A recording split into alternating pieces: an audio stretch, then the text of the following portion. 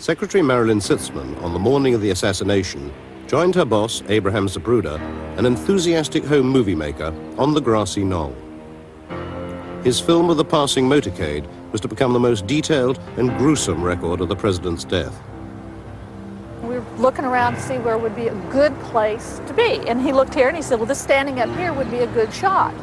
But he said, I got vertigo and I can't stand up there by myself. Would you stand behind me and hold on to me? I said, sure, why not?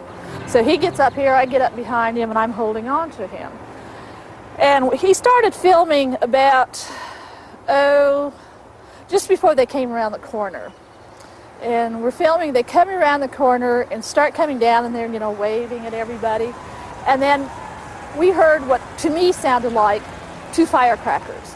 You know, it was starting to get a little confusing because you could see things happening in the car, and you didn't quite get what was happening until they got right here in front of us in the third shot, hit Mr. Kennedy right in his head. We knew what happened. Okay, then you saw the motorcade turn the corner. And yeah, they turned the corner and they started coming down.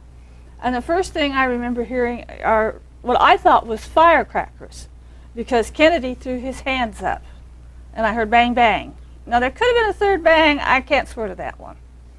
But I know there was 2 bangs very close together, and I thought it was firecrackers because of the arms going in the air. And it was way off to my left and above. So, you know, I'm just kind of like, what a stupid thing to throw firecrackers. And as they came down, the last shot that we heard was right in front of us. And it was like the same sound far off and to the left. But I saw his head open up and I saw the brains coming down. So by this time, of course, I knew it wasn't firecrackers. But those were the only sounds I heard. Now, to clarify it a bit, that would be towards the school book depository building? Towards our left and above. Which would be in the general area of the 6th floor window. Yes. You now, excuse me, go ahead. I'm sorry, go ahead. That's You right. didn't turn and look in that No, direction? No, you were neither looking one on. of us, neither Yeah. Mr. Zapruder or I turned ever. We kept our attention on what was happening exactly in front of us. And if you look at his film, there's very little jumping. It's steady considering very what was going on. And that's why I'm saying the sound we heard, the third sound, still sounded a distance. Because if it would have been as close as everybody's trying to tell us, you know, 20 feet behind us, we both... picket fence, in other words. Yeah, we would have jumped sky high.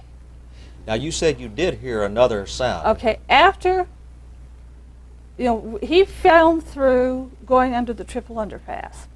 And we're both still standing there, and then I heard this crash. And that's when both Mr. Zapruder and I kind of like did a second, or whatever you want to call it. There's a park bench on the other side of the car, the cement things. And they were sitting in a park bench, and they dropped their pop bottle on that cement there and cracked it. That's what kind of woke us up, and that's when we got down off of the concrete.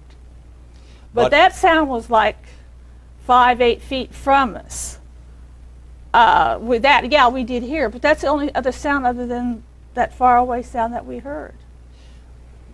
That sound was not close enough to the other shots, though, to be mistaken for a shot, do you think? No, it was glass hitting concrete. Distinctly. Yeah, I knew exactly what it was when it hit. Mm-hmm. What is your analysis of the possibility of a second gunman being behind that picket fence? Well, after looking at the film and doing a lot of reading and others, etc., I would say there's a very good possibility there was somebody back there, but they had a silencer. I don't know who was shooting where, but there was nobody standing behind us that close with a rifle without a silencer on it. Because that would have had us jumping. Yeah. It would have gone right by your face. That film would have been bounced all over the place. Yeah, because literally it would have gone right past our ears.